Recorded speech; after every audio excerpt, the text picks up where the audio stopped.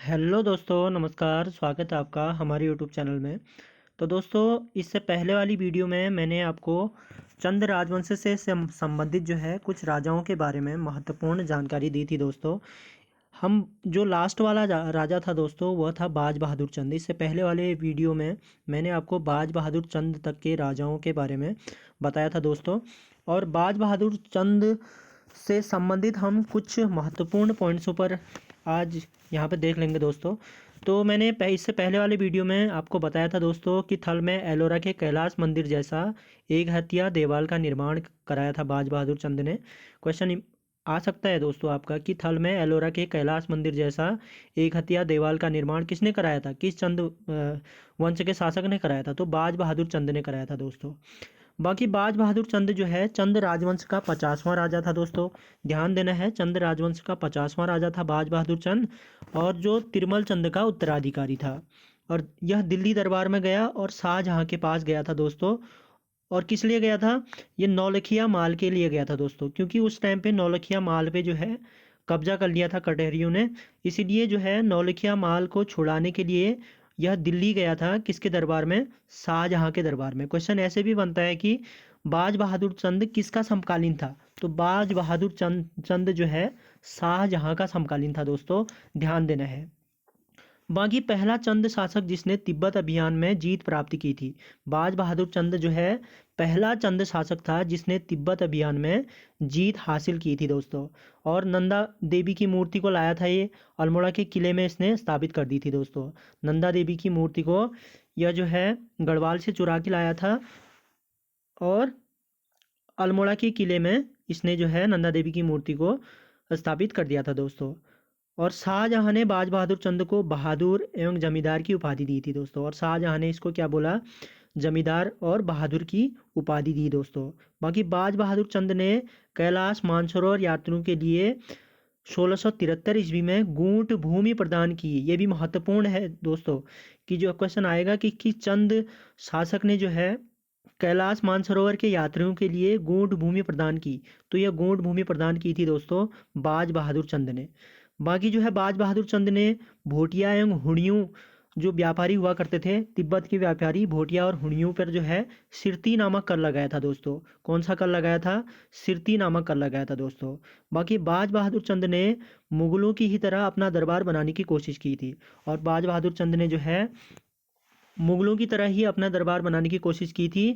और एक क्वेश्चन ये भी बनता है यहाँ से कि तीलू रौतेली किसके समकालीन थी? तो तीलू रौतेली समकालीन थी दोस्तों बाज बहादुर चंद की। ध्यान देना है दोस्तों, कुछ महत्वपूर्ण पॉइंट थे बाज बहादुर चंद से संबंधित, जो कि चंद राजवंश का कौन सा राजा था? 50वां राजा था दोस्तों।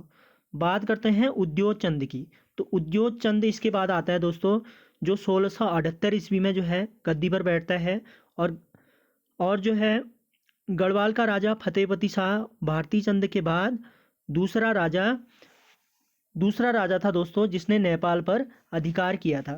यानी भारती चंद ने सबसे पहले जो है आक्रमण किया था नेपाल पे। क्यों किया था दोस्तों? इससे पहले वाली वीडियो में मैंने बताया आपको कि जो है उस समय जो है जो भी चंद वंश के राजा थे वो गढ़वाल के डोडी राजा को क्या दिया करते थे? टैक्स दिया करते थे, कर दिया करते थे। इसीलिए जो है भारती चंद ने क्या कहा कि मैं तो टैक्स नहीं दूंगा, और उसने क्या किया? डोडी पर आक्रमण कर दिया था दोस्तों। उसी क्रम में जो है भारती चंद जो है चंद वंश का दूसरा राजा माना जाता है जिसने नेपाल पर आक्रमण किया था दोस्तों।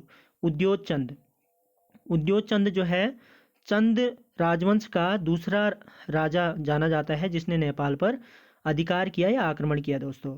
बाकी तल्ला महल, अल्मोड़ा का तल्ला महल, देखो मल्ला महल के बारे में मैंने बताया आपको। मल्ला महल किसने बनाया था दोस्तों? रुद्रचंद ने बनाया था मल्ला महल। और अल्मोड़ा का जो तल्ला महल है दोस्तों वो किसने बनाया था?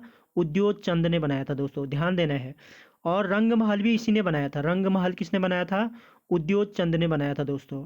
बाकी बालेश्वर मंदिर का जीर्णोद्धार किया था दोस्तों उद्योग चंद ने। बालेश्वर मंदिर का जीर्णोद्धार किया था दोस्तों। बाकी बधानगढ़ का युद्ध भी किया था दोस्तों इसने। बधानगढ़ का युद्ध कब हुआ? क्वेश्चन आ सकता है। बधानगढ़ गढ़ का युद्ध कब हुआ था? बधानगढ़ का युद्ध हुआ था दोस्तों 1678 ईस्वी में। 1678 ईस्वी में बधानगढ़ का युद्ध हुआ था। और उद्योग चंद का जो सेनापति था दोस्तों उसका नाम क्या था? ये भी क्वेश्चन आ सकता है। तो उद्योग चंद के सेनापति का नाम था दोस्तों मैसू शाह। मैसू शाह जो है उद्योग चंद के सेनापति का नाम था। और उद्योग चंद के जो दरबारी कवि थे वह थे दोस्तों मातीराम। मातीराम जो है उद्योग चंद के दरबारी कवि थे।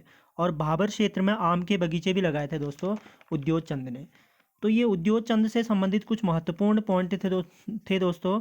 इसके बाद हम नेक्स्ट राजा की बात करेंगे, ज्ञानचंद। यानी चंद राजवंश का जो अगला राजा था दोस्तों वह था ज्ञानचंद द्वितीय। इससे पहले मैंने गरुड़ ज्ञानचंद के बारे में आपको बताया दोस्तों। अब जो चंद राजवंश का जो उद्योग चंद के बाद राजा होता है दोस्तों वो होता है ज्ञानचंद द्वितीय। यह 1698 ईस्वी में गद्दी पर बैठा था दोस्तों। और 1699 में बधानगढ़ी पर विजय प्राप्त करता है दोस्तों। बधानगढ़ी पर जो है युद्ध करता है और 1699 में बधानगढ़ी पर विजय प्राप्त कर लेता है दोस्तों। और बधानगढ़ी से सोने की मूर्ति लेकर आता है दोस्तों ज्ञानचंद द्वितीय। इससे पहले मैंने आपको बताया था कि बाज बहादुर चंद क्या करता है, नंदा देवी की मूर्ति लेकर आता है और अल्मोड़ा के किले में स्थापित कर देता है। लेकिन जो ये ज्ञानचंद द्वितीय है दोस्तों यह क्या करता है, गढ़वाल से नंदा देवी की स्वर्ण प्रतिमा को लेकर आता है दोस्तों। स्वर्ण प्रतिमा को लेकर आता है और यह भी अल्मोड़ा में ही अल्मोड़ा के नंदा देवी मंदिर में उसे स्थापित कर देता है दोस्तों। और ज्ञानचंद के समकालीन शासक कौन था, ये भी क्वेश्चन महत्वपूर्ण है कि ज्ञानचंद के समकालीन शासक कौन था। तो ज्ञानचंद का समकालीन शासक था दोस्तों फतेहपति शाह। फतेहपति शाह। बाकी दुधौली का युद्ध हुआ था दोस्तों। दुधौली का युद्ध 1703 ईस्वी में हुआ था। ज्ञानचंद द्वितीय के काल में हुआ था दुधौली का युद्ध 1703 ईस्वी में। और ज्ञानचंद ने कत्यूर घाटी में एक बद्रीनाथ मंदिर स्थापित किया दोस्तों। यानी बैजनाथ में जो बद्रीनाथ मंदिर आपको देखने को मिलेगा, बैजनाथ में, बैजनाथ बागेश्वर जनपद के गरुड़ क्षेत्र में मिलेगा आपको बैजनाथ मंदिर दोस्तों। और वहाँ पर जो है जो बद्रीनाथ मंदिर है वह किसने बनाया है, ज्ञानचंद द्वितीय ने बनाया है दोस्तों। इसके बाद बात करते हैं नेक्स्ट चंद शासक की। तो इसके बाद जो नेक्स्ट चंद शासक है दोस्तों वह है जगत चंद। तो जगत चंद के शासनकाल को कुमाऊं का स्वर्णकाल बोला जाता है दोस्तों। क्वेश्चन बनेगा कि किस चंद वंश के शासनकाल को कुमाऊं का स्वर्णकाल कहा जाता है। तो जगत चंद के शासनकाल को कुमाऊं का स्वर्णकाल कहा जाता है दोस्तों। और यह पहला चंद शासक था जिसने संपूर्ण गढ़वाल पर आक्रमण करके जीता था दोस्तों। पहला चंद शासक जिसने संपूर्ण गढ़वाल को जीता था वह कौन था। तो पहला चंद शासक जिसने संपूर्ण गढ़वाल को जीता था दोस्तों वह था जगत चंद। और जगत चंद के समय मुगल बादशाह बहादुर शाह था दोस्तों। दिल्ली में जो है मुगल बादशाह बैठा करते थे उस टाइम पे। और उस टाइम पे जो है जगत चंद के समय जो मुगल बादशाह था वह था दोस्तों बहादुर शाह। कौन था, बहादुर शाह। इसके बाद जगत चंद को किस मुगल शासक ने अभयदान दिया था। देखो बहादुर शाह ने अभयदान दिया था जगत चंद को। अभयदान का मतलब आप लोग जानते हो दोस्तों। अभयदान का मतलब ये हुआ कि मैं तुम पर जो है कभी भी अटैक नहीं करूंगा, आक्रमण नहीं करूंगा तुम्हारे साम्राज्य पे।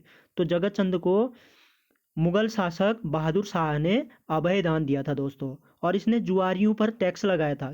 जो जुआ खेलते हैं उन पर इसने क्या लगाया था, टैक्स लगा दिया था दोस्तों जगत चंद ने। इसके बाद बात करते हैं नेक्स्ट चंद शासक की। तो नेक्स्ट चंद शासक था दोस्तों देवी चंद। देवी चंद आप इमेज में भी देख सकते हो दोस्तों, ये देवी चंद की इमेज है। और देवी चंद कुमाऊं का मोहम्मद बिन तुगलक किसे बोला जाता है। क्वेश्चन बनेगा कि कुमाऊं का मोहम्मद बिन तुगलक किसे बोला जाता है। तो कुमाऊं का मोहम्मद बिन तुगलक बोला जाता है दोस्तों देवी चंद को। देवी चंद के बाद जो है अजीत चंद्र आता है। अजीत चंद्र के बाद कल्याण चंद आता है। कल्याण चंद के बाद दीप चंद आता है दोस्तों।